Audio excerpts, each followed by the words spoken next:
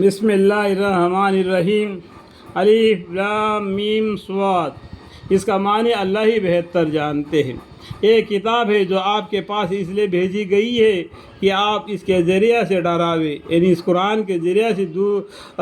بے دین کو ڈرائے، سو آپ کے دل میں اس سے بالکل تنگ نہ ہونا چاہیے۔ اور یہ نصیحت ہے ایمان والوں کے لیے، یہ قرآن ایک نصیحت ہے ایمان لانے والوں کے لیے۔ تم لوگ اس کا اتباع کرو، یعنی قرآن کو مانو، اس کو پڑھو اور پڑھاؤ اور سناؤ جو تمہارے پاس تمہارے رب کی طرف سے آئی ہے، اور خدا تعالیٰ کو چھوڑ کر دوسرے رفیقوں کا اتباع مت کرو، یعنی شرک مت کرو، اللہ ایک ہے، اسی کی عبادت کرو۔ تم لوگ بہت ہی کم نصیحت مانتے ہو، اور بہت بستیوں کو ہم نے تباہ کر دیا، اور ان پر ہمارا عذاب رات کے وقت پہنچا، یا ایسی حالت میں کہ وہ دوپہر کے وقت آرام میں تھے، سو جس وقت ان پر ہمارا عذاب آیا اس وقت ان کے منہ سے بس اس کے اور کوئی بات نہ نکلتی تھی کہ واقع ہم ظالم تھے۔ پھر ہم ان لوگوں سے ضرور پوچھیں گے جن کے پاس پیغمبر بھیجے گئے تھے، اور ہم پیغمبروں کو سے ضرور پوچھیں گے، پھر ہم چونکہ پورے خبر رکھنے والے ہیں، یعنی اللہ تعالیٰ سب کا خبر رکھتے ہیں، سب سے پوچھیں گے، ان کے روبرو بیان کر دیں گے، اور ہم کچھ بے خبر نہ تھے۔ اور اس روز وزن بھی واقع ہوگا، یعنی میدان حشر میں نیکی اور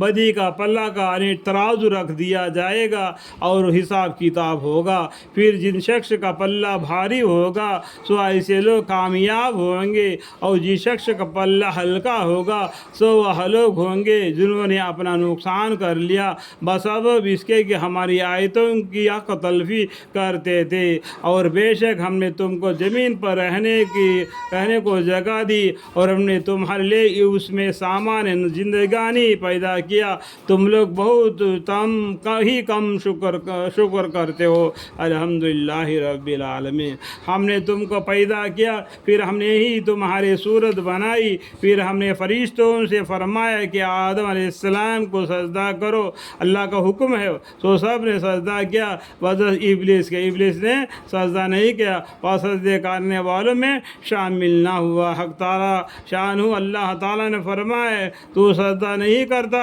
تجھ کو اس سے کون امر منع ہے، جبکہ میں تجھ کو حکم دے چکا۔ کہنے لگا کہ میں اس سے بہتر ہوں، آپ نے مجھ کو آگ سے پیدا کیا ہے، اور اس کو آپ نے خاک سے پیدا کیا ہے۔ حق تعالیٰ شان ہو فرمایا